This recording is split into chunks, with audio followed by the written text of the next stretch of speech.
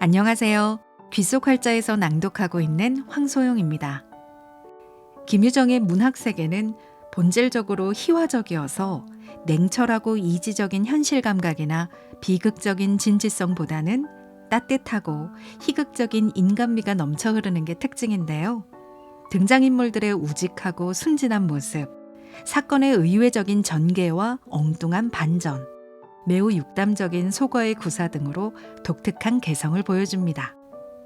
그의 문학의 본질인 골개미가 돋보이는 대표소설 봄봄은 1935년 조광에 발표된 단편소설로 역순행으로 진행되는 입체적 구성과 해악이 큰 특징인 작품입니다.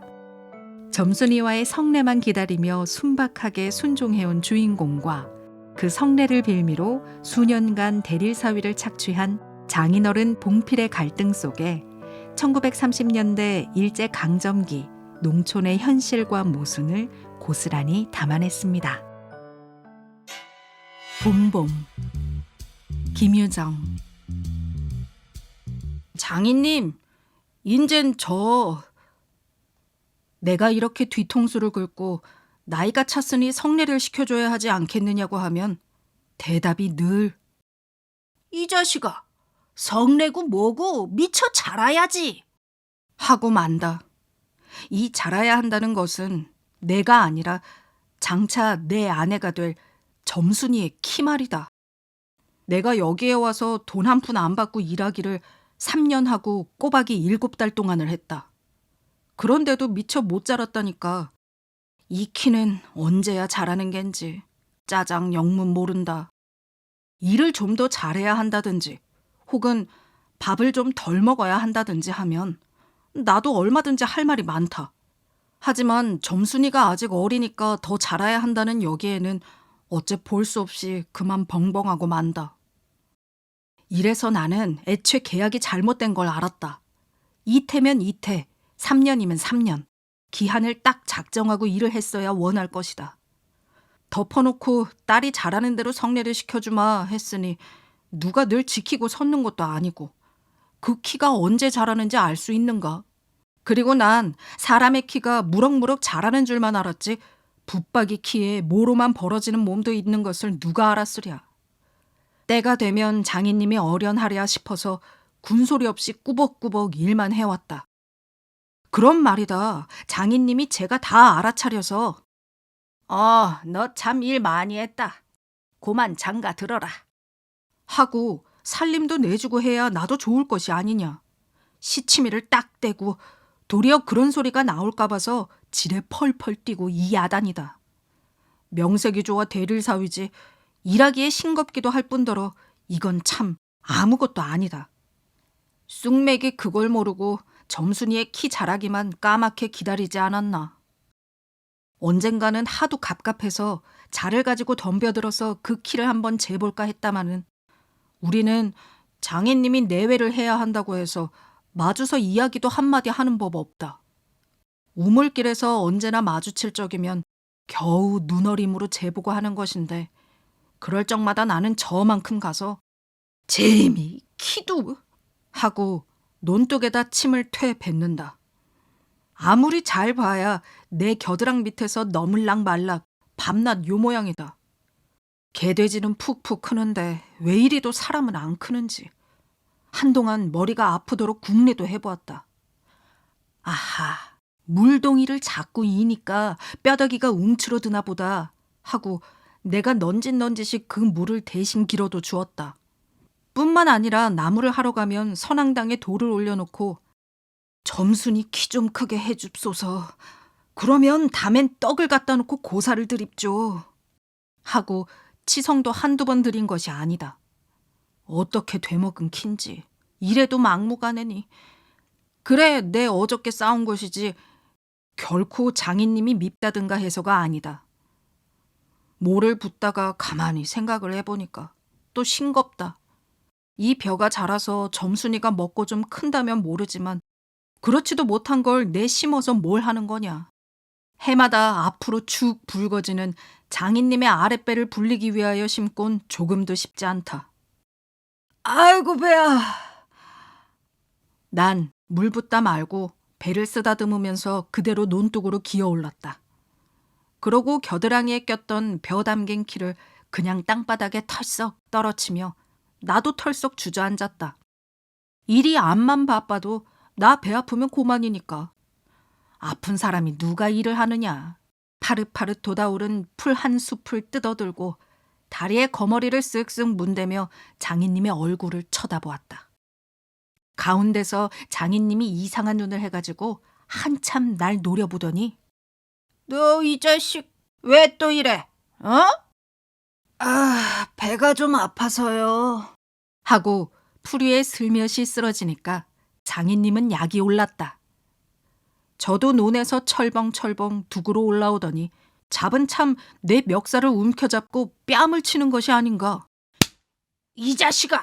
이러다 말면 누굴 망해놓을 속셈이냐? 이 대가리를 까놓을 자식! 우리 장인님은 약이 오르면 이렇게 손버릇이 아주 못됐다. 또 사위에게 이 자식 저 자식 하는 이놈의 장인님은 어디 있느냐? 오죽해야 우리 동리에서 누굴 물론하고 그에게 욕을 안 먹은 사람은 명이 짜르다 한다. 조그만 아이들까지도 그를 돌아세놓고 본 이름이 봉필이니까 욕필이 하고 손가락질을 할 만치 두루 인심을 잃었다. 하나 인심을 정말 잃었다면 욕보다 읍의 배참봉댁 마름으로 더 잃었다. 번이 마름이란 욕 잘하고 사람 잘 치고 그리고 생김생기길 호밖에 같아야 쓰는 거지만 장인님은 외양에 똑 됐다. 장인께 닭말이나 좀 보내지 않는다든가 애벌론 때 품을 좀 안 준다든가 하면 그해 가을에는 영락없이 땅이 뚝뚝 떨어진다. 그러면 미리부터 돈도 먹고 술도 먹이고 안달 제신으로 돌아치던 놈이 그 땅을 슬쩍 돌아앉는다. 이 바람에 장인님 집 외양간에는 눈깔 커다란 황소한 놈이 절로 엉금엉금 기어들고 동네 사람들은 그 욕을 다 먹어가면서도 그래도 굽신굽신하는 게 아닌가. 그러나 내겐 장인님이 감히 큰소리할 계제가 못 된다. 뒷생각은 못하고 뺨 한 개를 딱 때려놓고는 장인님은 무색해서 덤덤히 쓴 침만 삼킨다. 난 그 속을 퍽 잘 안다. 조금 있으면 갈도 꺾어야 하고 모도 내야 하고 한창 바쁜 때인데 나 일 안 하고 우리 집으로 그냥 가면 고만이니까. 작년 이맘때도 트집 좀 하니까 늦잠 잔다고 돌멩이를 집어던져서 자는 놈의 발목을 삐게 해놨다. 사날씩이나 건숭 끙끙 앓았더니 종당에는 거반 울상이 되지 않았는가. 예, 그만 일어나 일 좀 해라. 그래야 올 가을에 벼 잘 되면 너 장가들지 않니? 그래, 귀가 번쩍 뜨여서 그날로 일어나서 남이 이틀 품들일 논을 혼자 삶아놓으니까 장인님 눈깔이 커다랗게 놀랐다. 그럼 정말로 가을에 와서 혼인을 시켜줘야 원 경우가 옳지 않겠나.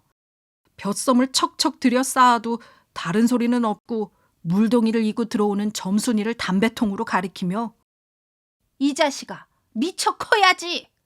저걸 무슨 혼인을 한다고 그러니 원. 하고 남 낯장만 붉게 해주고 고만이다.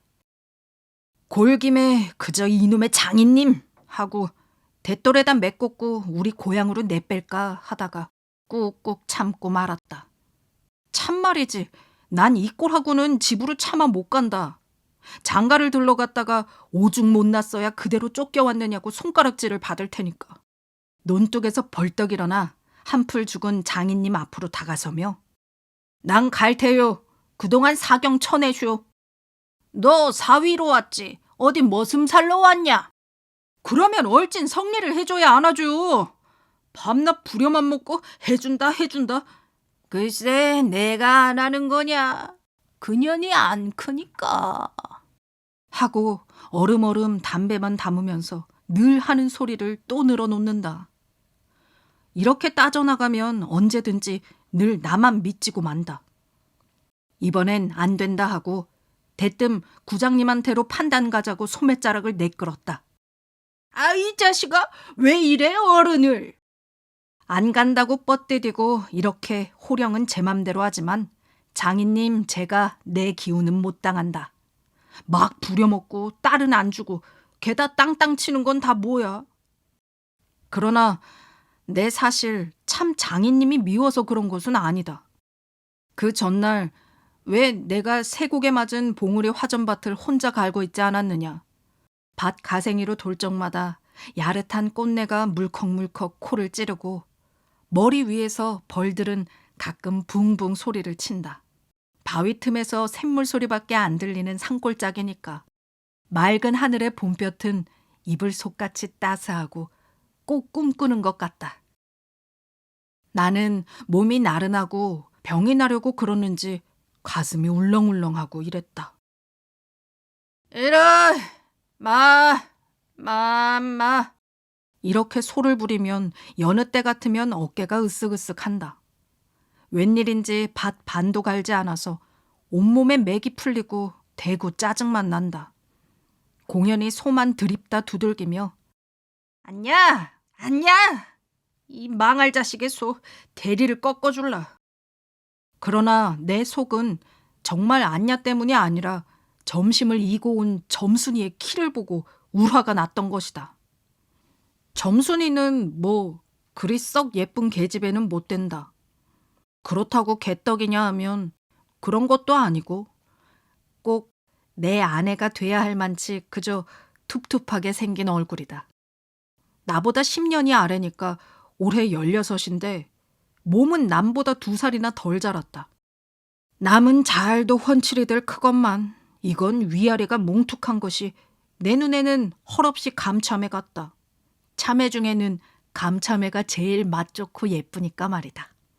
둥글고 커단 눈은 서글서글하니 좋고 좀 지쳐 찢어졌지만 입은 밥술이나 톡톡히 먹음직하니 좋다. 아따, 밥만 많이 먹게 되면 팔자는 고만 아니냐. 한데 한 가지 파가 있다면 가끔 가다 몸이 장인님은 이걸 채신 없이 들까분다고 하지만 너무 빨리빨리 논다. 그래서 밥을 나르다가 때없이 풀밭에서 깨박을 쳐서 흙투성이 밥을 곧잘 먹인다. 안 먹으면 무한해할까 봐서 이걸 씹고 앉았노라면 으적으적 소리만 나고 돌을 먹는 겐지 밥을 먹는 겐지. 그러나 이날은 웬일인지 성한 밥채로 반머리에 곱게 내려놓았다. 그리고 또 내외를 해야 하니까 저만큼 떨어져 이쪽으로 등을 향하고 웅크리고 앉아서 그릇 나기를 기다린다. 내가 다 먹고 물러섰을 때 그릇을 와서 챙기는데 그런데 난 깜짝 놀라지 않았느냐. 고개를 푹 숙이고 밥함지에 그릇을 포개면서 날더러 들으라는 건지 혹은 제 소린지 밤낮 일만 하고 말 텐가? 혼자 쫑알거린다. 고대 잘 내외하다가 이게 무슨 소린가 하고 난 정신이 얼떨떨했다. 그러면서도 한편 무슨 좋은 수가 있는가 싶어서 나도 공중에 대고 혼잣말로 그럼 어떡해 하니까 성례시켜달라지 뭘 어떡해 하고 되알지게 쏘아붙이고 얼굴이 발개져서 산으로 그저 도망질을 친다. 나는 잠시 동안 어떻게 되는 셈판인지 맥을 몰라서 그 뒷모양만 덤덤히 바라보았다. 봄이 되면 온갖 초목이 물이 오르고 싹이 트고 한다. 사람도 아마 그런가 보다 하고 며칠 내에 부쩍 속으로 잘한 듯 싶은 점순이가 여간 반가운 것이 아니다. 이런 걸 멀쩡하게 안직 어리다고 하니까. 우리가 구장님을 찾아갔을 때 그는 쌀이문 밖에 있는 돼지우리에서 죽을 퍼주고 있었다. 서울에 좀 갔다 오더니 사람은 점잖아야 한다고 옷 쇠미 얼른 보면 지붕 위에 앉은 제비꼬랑지 같다. 양쪽으로 뾰족이 뻗치고 있는 그걸 에헴 하고 늘 쓰다듬는 손버릇이 있다. 우리를 멀뚱히 쳐다보고 미리 알아챘는지 왜 일들 허다 말고 그래 하더니 손을 올려서 그 에헴을 한번 후딱 했다. 구장님, 우리 장인님과 춤에 계약하기를. 먼저 덤비는 장인님을 뒤로 떠다밀고 내가 허둥지둥 달려들다가 가만히 생각을 하고 아니, 우리 빙장님과 춤에 하고 첫 번부터 다시 말을 고쳤다. 장인님은 빙장님 해야 좋아하고 밖에 나와서 장인님 하면 괜스레 골을 내려든다. 뱀도 뱀이래야 좋으냐고 창피스러우니 남 듣는 데는 제발 빙장님, 빙모님 하라고 일상 당조짐을 받아오면서 난 그것도 찾고 있는다. 당장도 장인님 하다 옆에서 내 발등을 꾹 밟고 곁눈질을 흘기는 바람에야 겨우 알았지만 구장님도 내 이야기를 자세히 듣더니 퍽딱한 모양이었다. 하기야 구장님뿐만 아니라 누구든지 다 그럴 게다. 길게 길러둔 새끼 손톱으로 코를 후벼서 저리 탁 튕기며 그럼 봉필씨 얼른 성례를 시켜주구려. 그렇게까지 제가 하고 싶다는 걸 하고 내 짐작대로 말했다. 그러나 이 말에 장인님은 삿대질로 눈을 부라리고 아이 성내고 뭐고 계집년이 미쳐 자라야 할 게 아닌가 하니까 고만 멀수룩해서 입맛만 쩍쩍 다실 뿐이 아닌가. 그것도 그래. 그래 거진 4년 동안에도 안 자랐다니 그킨 언제 자라죠? 다 그만두고 사격 내슈. 글쎄 이 자식아 내가 그질 마을라고 그랬니? 왜 날 보고 떼냐? 빅모님은 참새만한 것이 그럼 어떻게 애를 낳지요? 사실 장모님은 점순이보다도 귀때기 하나가 작다. 장인님은 이 말을 듣고 껄껄 웃더니 그러나 암만 해도 돌 씹은 상이다. 코를 푸는 척하고 날 은근히 골리려고 팔꿈치로 옆 갈비뼈를 퍽 치는 것이다. 더럽다. 나도 종아리에 파리를 쫓는 척하고 허리를 구부리며 그 궁둥이를 콱 때밀었다. 장인님은 앞으로 우질끈하고 쌀이 문깨로 쓰러질 듯하다 몸을 바로 고치더니 눈총을 몹시 쏘았다. 이런 상놈의 자식 하고 싶으나 남의 앞이라서 차마 못하고 섰는 그 꼴이 보기에 퍽 쟁그라웠다. 그러나 이 밖에는 별반 신통한 귀정을 얻지 못하고 도로 논으로 돌아와서 모를 부었다. 왜냐면 장인님이 뭐라고 귓속말로 수군수군하고 간 뒤다.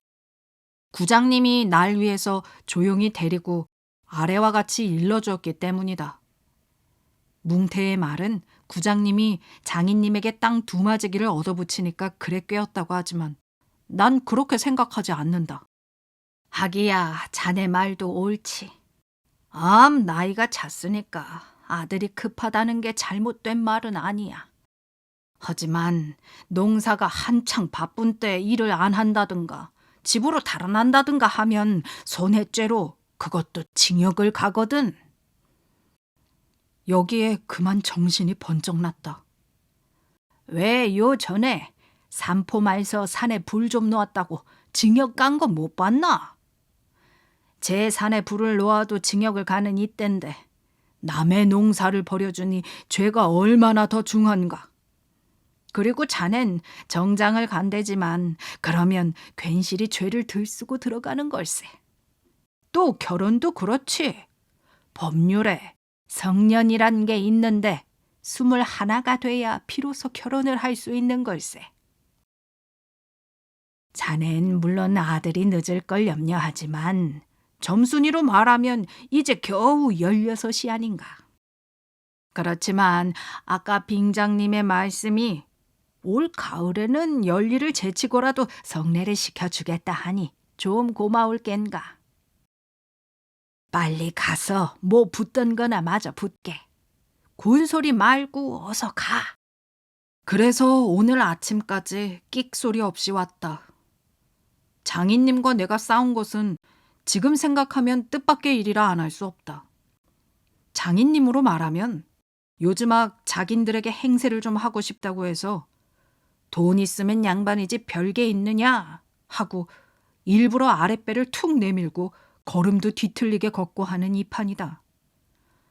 이까진 나쯤 두들기다 남의 땅을 가지고 모처럼 닦아놓았던 가문을 망친다든지 그럴 어른이 아니다. 또 나로 논지면 아무쪼록 잘 배서 점순이에게 얼른 장가를 들어야 하지 않겠나. 이렇게 말하자면 결국 어젯밤 뭉태네 집에 맛을 간 것이 썩 나빴다. 낮에 구장님 앞에서 장인님과 내가 싸운 것을 어떻게 알았는지 대고 빈정거리는 것이 아닌가. 그래, 맞고도 그걸 가만둬? 그럼 어떡하니? 임마, 봉필이 모판에다 거꾸로 박아놓지 뭘 어떡해. 하고 괜히 내 대신 화를 내가지고 주먹질을 하다 등장까지 쳤다. 놈이 본시 괄괄은 하지만 그래놓고 날더러 석유값을 물라고 막 지다위를 붓는다. 난 어안이 벙벙해서 잠자코 앉았으니까 저만 연방 짓거리는 소리가 밤낮 일만 해주고 있을 테냐? 영득이는 1년을 살고도 장가를 들었는데 난 4년이나 살고도 더 살아야 해. 네가 세 번째 사위인 줄이나 아니? 세 번째 사위? 남의 일이라도 분하다 이 자식아. 우물애가 빠져 죽어. 나중에는 겨우 손톱으로 목을 따라고까지 하고 제 아들같이 함부로 훅닥였다. 별의별 소리를 다 해서 그대로 옮길 수는 없으나 그 줄거리는 이렇다. 우리 장인님이 딸이 셋 있는데 맏딸은 재작년 가을에 시집을 갔다. 정말은 시집을 간 것이 아니라 그 딸도 대릴사위 해가지고 있다가 내보냈다. 그런데 딸이 10살 때부터 19, 즉 10년 동안의 대릴사위를 갈아들이기를 동리에선 사위부자라고 이름이 났지만은 열놈이란 참 너무 많다. 장인님이 아들은 없고 딸만 있는 고로 그 다음 딸을 대릴사위를 해올 때까지는 부려먹지 않으면 안 된다. 물론 머슴을 두면 좋지만 그건 돈이 드니까. 일 잘하는 놈을 고르느라고 연방 바꿔들였다. 또 한편 놈들이 욕만 줄창 퍼붓고 심히도 부려먹으니까 배리상에서 달아나기도 했겠지. 점순이는 둘째 딸인데 내가 일테면 그 세 번째 대릴사위로 들어온 셈이다. 내 다음으로 네 번째 놈이 들어올 것을 내가 일도 참 잘하고 그리고 사람이 좀 어수룩하니까 장인님이 잔뜩 붙들고 놓질 않는다.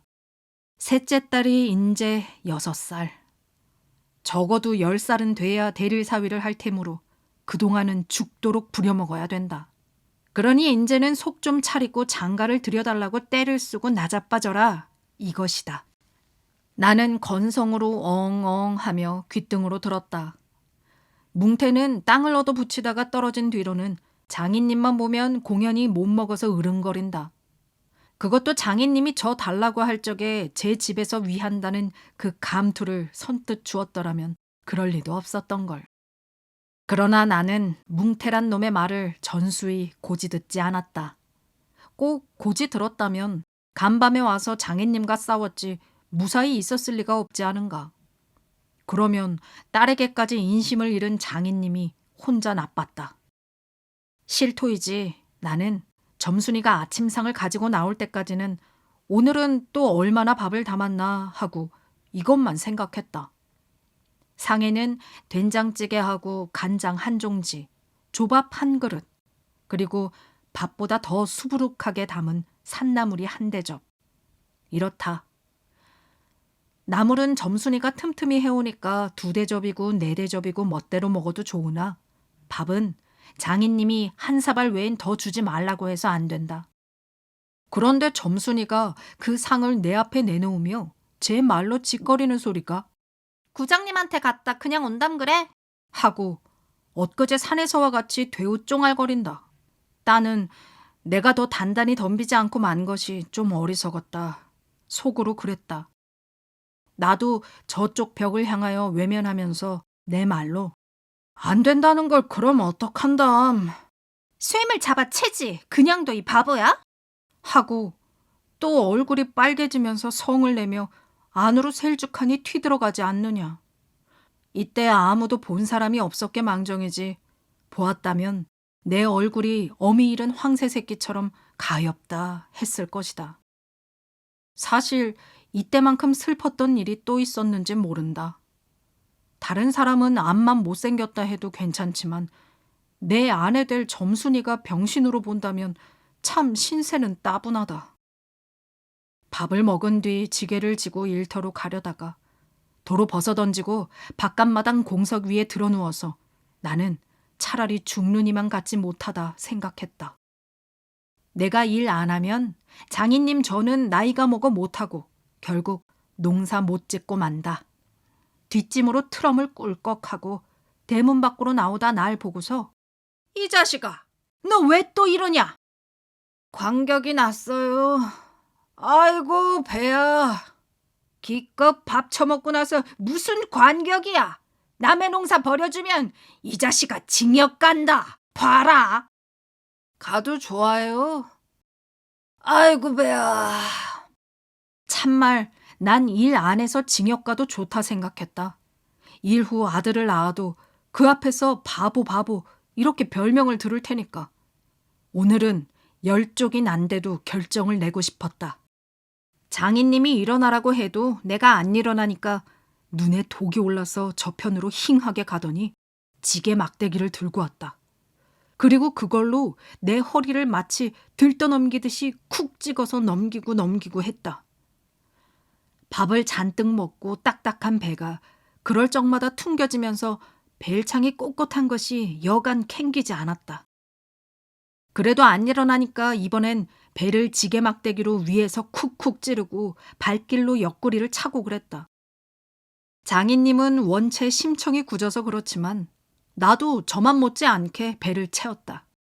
아픈 것을 눈 꽉 감고 넌 해라, 난 재미난 듯이 있었으나 볼기짝을 후려갈길 적에는 나도 모르는 결에 벌떡 일어나서 그 수염을 잡아챘다마는 내 골이 난 것이 아니라 정말은 아까부터 부엌 뒤 울타리 구멍으로 점순이가 우리들의 꼴을 몰래 엿보고 있었기 때문이다. 가뜩이나 말 한마디 톡톡히 못한다고 바보라는데 매까지 잠자코 맞는 걸 보면 짜장 바보로 알 게 아닌가.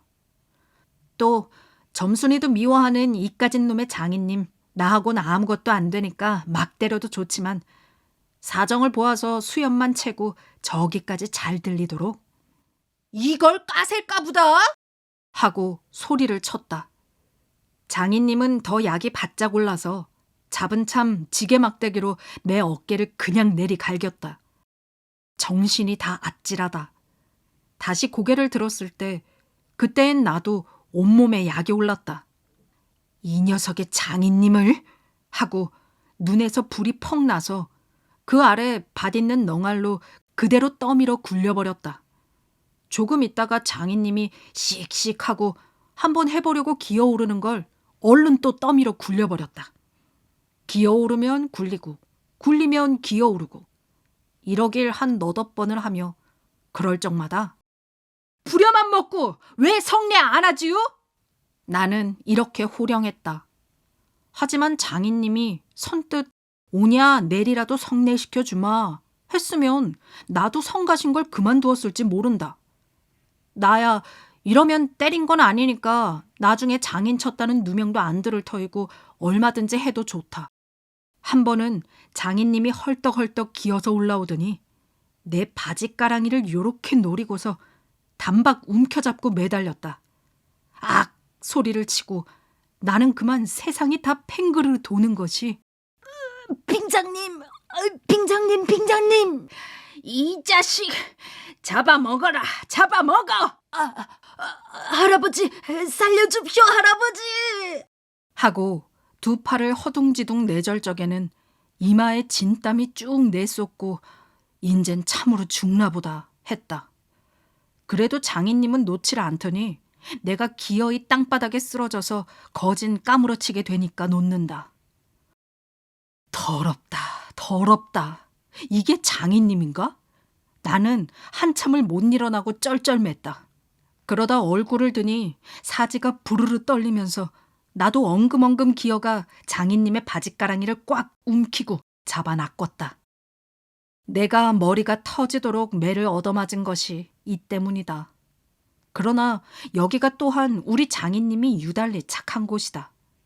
여느 사람이면 사경을 주어서라도 당장 내쫓았지 터진 머리를 볼솜으로 손수 지져주고 호주머니에 희연 한 봉을 넣어주시고 그리고 올 가을엔 꼭 성례를 시켜주마. 암말 말고 가서 뒷골에 콩밭이나 얼른 갈아라 하고 등을 두덕여줄 사람이 누구냐. 나는 장인님이 너무나 고마워서 어느덧 눈물까지 났다.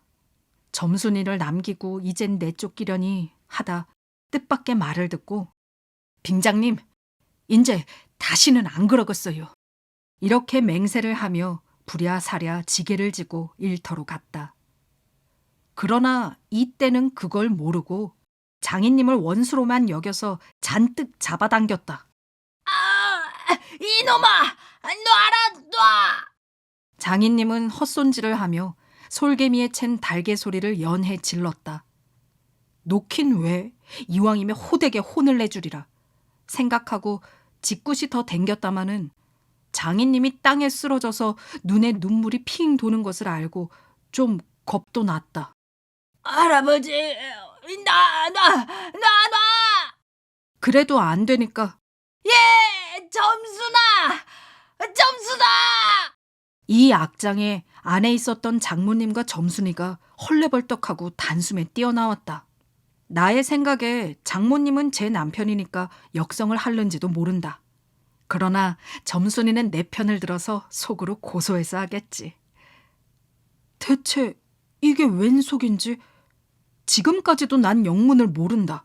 아버지를 혼내주기는 제가 내려놓고 이제 와서는 달려들며 이 망할 게 아버지 죽이네. 하고 내 귀를 뒤로 잡아당기며 마냥 우는 것이 아니냐. 그만 여기에 기운이 탁 꺾여 나는 얼빠진 등신이 되고 말았다. 장모님도 덤벼들어 한쪽 귀마저 뒤로 잡아채면서 또 우는 것이다. 이렇게 꼼짝도 못하게 해놓고 장인님은 지게막대기를 들어서 사뭇 내려조겼다. 그러나 나는 구태여 피하려지도 않고 암만 해도 그 속 알 수 없는 점순이의 얼굴만 멀거니 들여다보았다. 이 자식! 장인 입에서 할아버지 소리가 나오도록 해!